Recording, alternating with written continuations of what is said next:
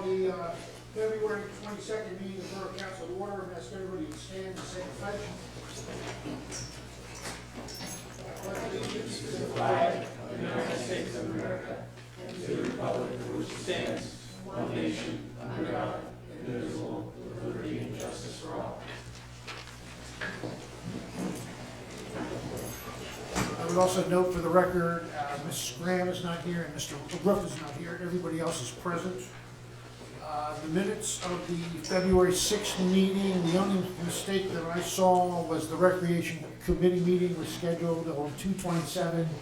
As you know, was held tonight, 2/22. Did anybody find any other changes, additions, or corrections? Hearing none, I'll ask for a motion to approve the minutes as amended. That's Ms. Jordan, Mr. Trable. Any questions? All those in favor say aye. Aye. Opposed? Ayes have it, so ordered. Before we get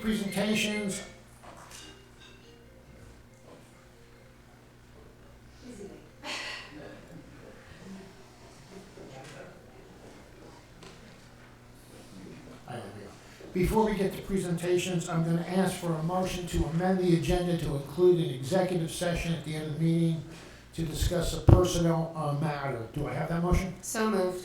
Ms. Johnson, is there a second? Mr. Trable, any questions? I'm going to ask for a voice vote. Mr. Trable? Ms. Jordan? Yes. Ms. Johnson? Yes. Mr. Trotter? And I vote yes. The minutes will be amended to reflect, or not minutes, the agenda will be amended to reflect. We will be having an executive session tonight. All right, we have a presentation. We have a proposed text, zoning text amendment. We have a gentleman from Bowler Engineering. I would ask you to step up to the mic and to speak into the mic, please. Yep. Matt Longenberger, Bowler Engineering, and I am here on behalf of the text amendment. And just want to say that Attorney Pibrato apologizes he's not able to be here tonight, but I'm obviously here to answer any questions. And I'm not going to do a full-blown presentation because we kind of went through everything last time we were here, but I just wanted to highlight a couple of things that weren't present at the time we first kind of presented this. So the Lehigh Valley Planning Commission had an opportunity to review and look at this text amendment, and I have a copy of their draft letter, February 2023. And I just wanted to highlight a few of their comments because they were favorable and supportive of this text amendment, and really applaud the borough for contemplating this. So I just want to read some of this. So the LVPC applauds the proposal for supporting numerous goals and policies of the future Lehigh Valley Regional Plan. And some of the things that they highlighted here is with this text amendment, it would support increased density in residential and mixed-use area with access to a variety of transportation modes available, diversity and price points of available housing, promotes adaptive reuse of historic buildings, minimize lot sizes, and also recommends best practice for improving equity and reducing barriers to housing in areas with access to education and employment opportunities, and supports increased social and economic access to daily needs for all people. And as they conclude here, it says it adds value to the neighborhood, the business district, and helps create a better transportation network. And it's one of the key principles for the future Lehigh Valley regional plan of Lehigh Valley. And then the last sentence, LVPC commends the borough for its exemplary ordinance update, which reflects the best practice for an efficient development and land use processes. So that's some new information that we didn't have obviously before. And LVPC is, has some good things and positive things to say, and kind of back up some of our initial points of why we even proposed the text amendment in the first place. I had another article here from Becky Bradley, the executive director of Planning Commission, that she had in January 2023, where it was talking about basically a look at the Lehigh Valley Planning Commission, looking at the entire Lehigh Valley and kind of the housing shortage that we currently have based on the median income of this area, and then the median price of housing in this area. And unfortunately, right now, as we stand, we fall fairly short with a median household income around $74,000 and using a federal benchmark of 30%, that household can afford a $175,000 home. And as of December in 2022, there were 500 houses on the market, but only 58 of those were in that category. So there's a gross deficiency of affordable and even market rate housing, which this text amendment would at least help foster the idea of promoting that, not just here in the borough, but also this is something that Allentown, Bethlehem, and Easton are also looking at within their respective cities to try to foster more affordable housing and market rate housing. So those are two things I just wanted to kind of quickly talk about because I didn't have those readily available last time we were here. But I can obviously answer any questions that you may have regarding the text amendment. Does anybody have any questions for Mr. Longberg? None? The only question I have is 1,150 square feet, is that standard? Do other municipalities have that? Yeah, let me at least give you a couple examples of other municipalities in the valley and where they're at. So Wilson Borough is 1,000 per dwelling unit. Bath Borough is 1,090 per dwelling unit. They have provision that you could go as low as 640 per dwelling unit. City of Bethlehem is 1,200 per dwelling unit. City of Allentown is 1,000 per dwelling unit, and the City of Easton is 1,000 per dwelling unit. So the 1,150, is kind of right in that range, and that number was specifically driven by the property that was originally contemplated to put the apartments. That currently 3,000 is the number in the ordinance, and 1,150 is what would kind of satisfy what would be needed for that project.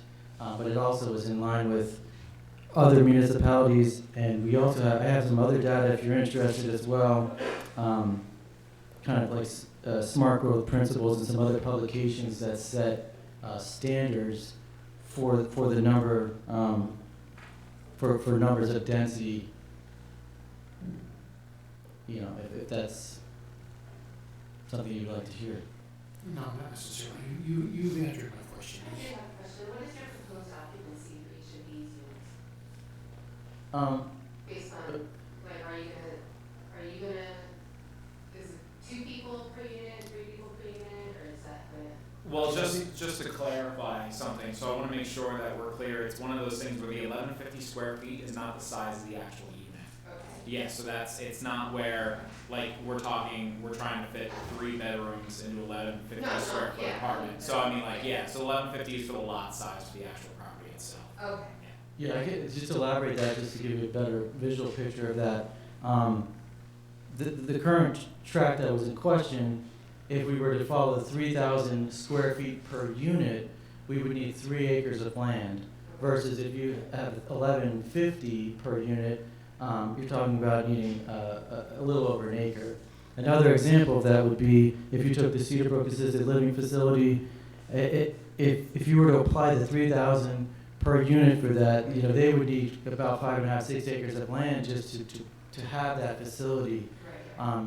And unfortunately, with the borough, there's not that many tracts large enough to kind of support the apartment buildings that are a few stories. Any other questions? I have one. Just to repeat, could you tell me the apartments, are they going to be 1 or 2 bedroom or? As far as the text amendment is concerned, it could be 1, 2, or 3 bedrooms. So it's kind of, the text amendment itself is applied to a few different districts within the borough, and it would apply to 1, 2, or 3 bedroom unit.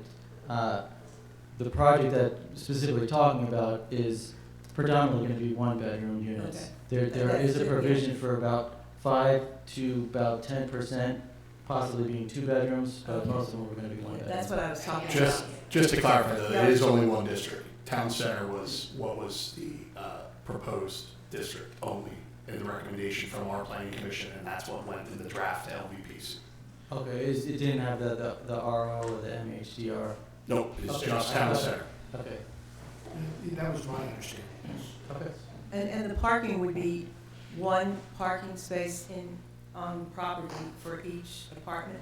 Is that? Well, I mean, this is more or less with regards to the text amendment to the zoning ordinance. So with regards to parking with this specific project, the parking has already received zoning relief to my knowledge. I was just Yeah. was asking, is that what it is? Okay. Yeah. The requirement is 2 per dwelling unit, as per the zoning ordinance. So anything below that would require, as Mr. Berger said, zoning relief.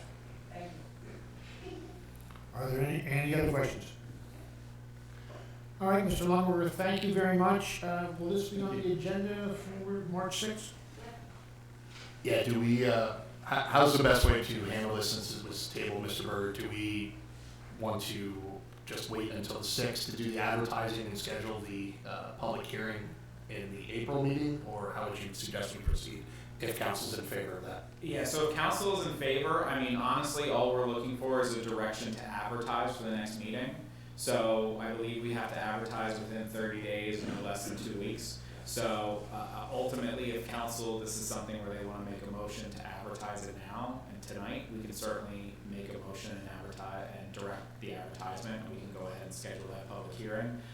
Or if this is something you want to wait to make a formal agenda item on the March 6th meeting, we can do that as well. But ultimately, I think with the timing of the scheduled meetings, it might be easier to get that vote this evening rather than March 6th.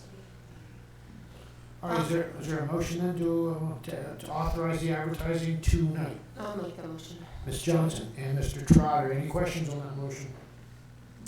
Hearing none, Mr. Trable? Yes. Ms. Jordan? Yes. Ms. Johnson? Yes. Mr. Trotter? And I vote yes. So let's put it up for advertising and we'll get it on the agenda. Yeah, the only point of, that I want to mention is, depends on when Bethlehem Press will run it. I will get it to them, but to make sure that we have adequate advertising before the March 6th meeting. So there does stand a chance that it may have to go to the April meeting. Or the March 22nd. We could if we want to have that business on the second meeting. No, I think to be clear, I think my understanding with the vote this evening is this would allow us to get on the first meeting of the April agenda. Meaning if we had to wait till March, we wouldn't satisfy the advertising requirements to get on the April agenda. We'd have to push it to May. So this one allows us to do it in April. I think if it's submitted tomorrow, the next issue of the Bethlehem Press comes out next Wednesday. Yeah, which is no. So it's going to have to be April. That's what I'm looking at right now. That's Yes. fair So it would be the first meeting in April would be when we should probably plan to discuss this, and then Mr. Berger's here for the public hearing and whatnot. Works for me. All right, we're back on Mr. Longworth, thank you for coming up.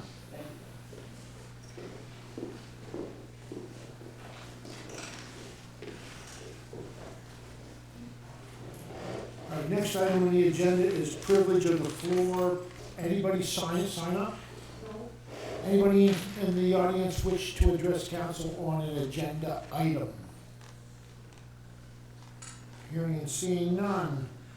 No draft resolutions. There's a draft ordinance number 876 for review and advertisement. It's to amend the handicap parking ordinance to add a spot at 603 South Lynn Street.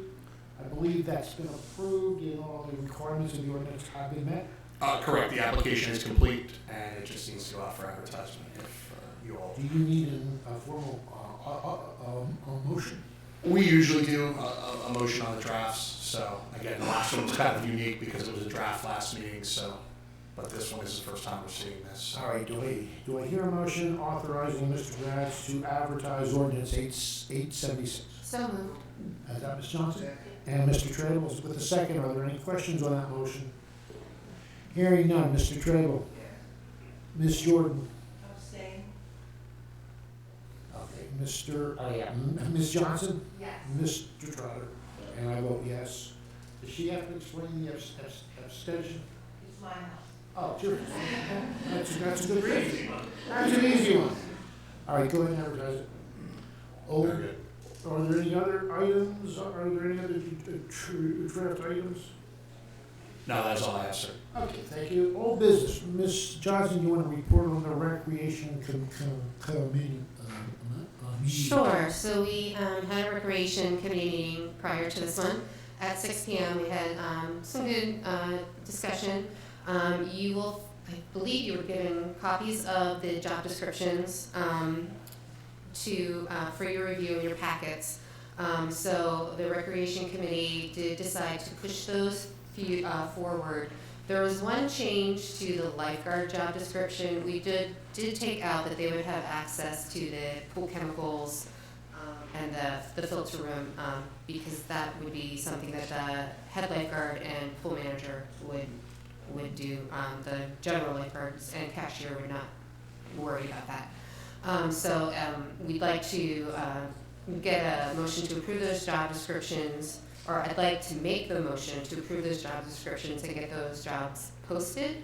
The pay rates, again, are included on the job descriptions. Those were, again, approved to push forward for approval. We discussed a bit about the volunteer and VOTEC labor programs for repairs to the pool. And Eric is going to get in touch with the people at VOTEC to understand exactly how that would be managed, who would be supervising. But I think it's a great opportunity for students to do some great hands-on learning and also get some much-needed work done at the pool area. It's a win-win situation. There was some repair progress reported. Westside Hammer has been up there most of the day today working on the electric, and that should be completed this week.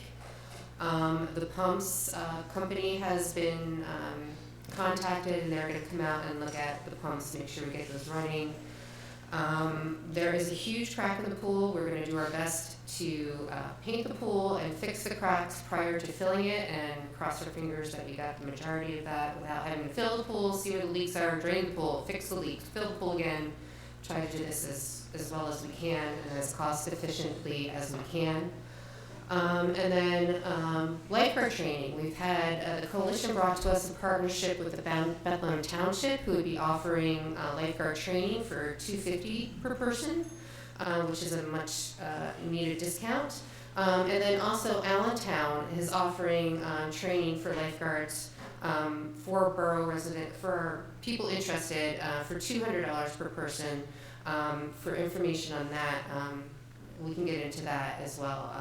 But just those are options. They're much less expensive than what is being provided by the YMCA, which is great. And then we did have a proposed activity schedule by the Community Coalition presented.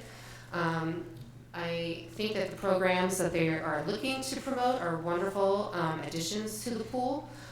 We just have to work on timing because we have to make sure that we can get in there and make sure the pool is functioning and clean before we let people in the pool on a daily basis.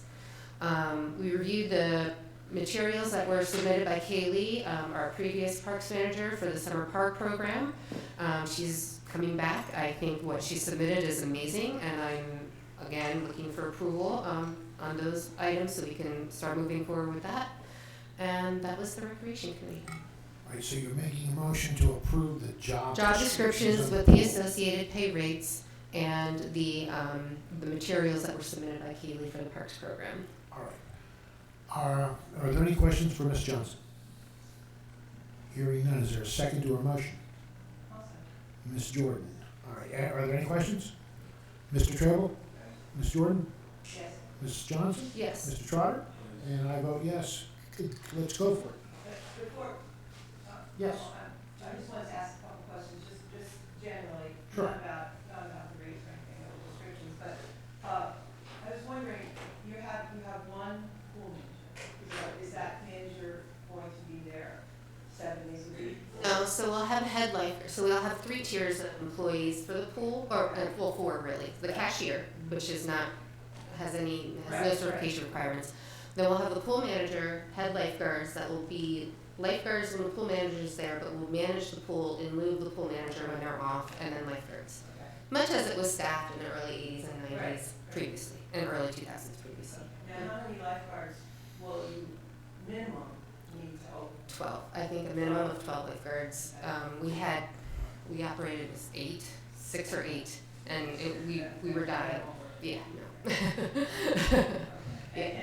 you are discussing moving that line for the programs? Yes. I think it would, I think personally it would be easier if it was more like 10 to 12 as opposed to 8, because you have that break there, and nobody's getting that. It's definitely going to be dependent on working with Public Works on what they need to do there as well, because they have to mow the grass, vacuum pool, maintain the equipment and the chemicals. So. And VOTEC, you haven't ironed that all out yet, but will they possibly bring their own management so that it's not just one more job? Yeah, supposedly in the conversation Mr. Zofko had, and then what I am going to get the contact info from him is that they come with someone who is the responsible instructor to. So it's not Jason overseeing all of these kids. It is somebody who's responsible, who's the instructor, who's given a task, and then that is who interfaces. So yeah, no, absolutely. I think it's a win-win. But yes, we're not. Don't worry, Mr. Corey would make sure of that too. So.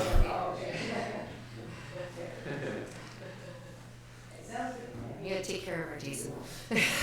And just to follow up on the Allentown thing, they run a class a month at Deer High School. They need a minimum of 4 people, so they'll run it with 4, they'll run it with 12. So they're certainly excited about partnering, and we can help each other out in running the classes. So that's hence the very, very competitive rate. Yeah, so we'll get all that information out as well. Now, one more thing, when we advertise, we're going to advertise it? Yes.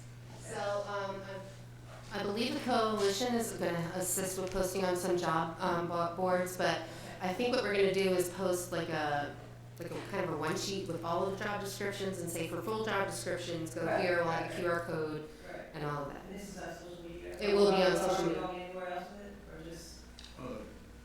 We're gonna go to the schools.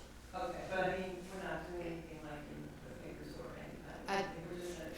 I mean, we could. I don't know that the demographic we're trying to reach reads the paper. I mean, to be perfectly honest, like. Randy might say. But yeah, I mean, listen, I'm open to any and all ideas. We can blast these out, and it can be something as simple as pointing folks to our website. And that's kind of what we were discussing is doing like a cover sheet with the basics and then a QR code and a link, and here you go, and get that out. Yeah. So. Okay. Yep. Okay, sounds good. Everything sounds good. I like it. Thank you, Ms. Johnson. Say it. And Mr. Zofko, thank you and your coalition. I read your agenda for the summer. It's ambitious, but I hope you can do it. I hope we can do 50%. Yeah. All right, is there any other old business? No, sir. New business, there's nothing there, but I just wanted to take a moment to remind everybody, we are halfway through a restaurant week. My wife and I went to, we ordered out from Casey Lynn's last night. We're on our way to game time after the meeting tonight. I want to encourage everybody in town and all the other people out there to try our restaurants. They're outstanding. And again, I don't know the numbers, but I'm hoping it's been successful so far. I brought the railroad family to game time yesterday afternoon. You know, had a good time. That was fun. We're waiting for a report back of how they're doing it. Perfect. I have seen people posting online in different food groups online and social media that it's Fountain Hill Restaurant Week and people are attending. That is great news. Yes. All right, council action items, approving payment to Gaber Industries doing business as Barker and Barker paving for the Warren Street Mill and Overlay Project in the amount of $23,684.90 as recommended by the Borough Engineer. You have the letter in your packet. Is there a motion to approve that payment? Mr. Trotter, is there a second? Mr. Trable, any questions? Hearing none. Mr. Trable? Ms. Jordan? Yes. Ms. Johnson? Yes. Mr. Trotter? And I vote yes. And just as a point for the record, we will not release that payment until we have the maintenance bond, which should be coming in any day. So we approved the check tonight, but Mrs. O's just going to hold the check until the engineer has the maintenance bond in hand. Oh, okay. All right. Last item on the agenda before the executive session is once again privilege of the floor. Anybody wish to address the council? Seeing and hearing none, We will be going into executive session, I believe. We will not be coming back. The executive session is to discuss a personnel meeting or a matter. I want to thank everybody for coming out. It's a cold night, it's a damp night, it's a rainy night, and I'm delighted to see the number of people here. Our next meeting will be March 6th at 7 o'clock, and I invite everybody to attend. Thank you. Is there a motion to adjourn to executive session? Mr. Trable, is there a second? Ms. Jordan, we'll have a rising vote. Now, do we want to stay here or do we want to go in the room? We'll stay here. Thank you for coming.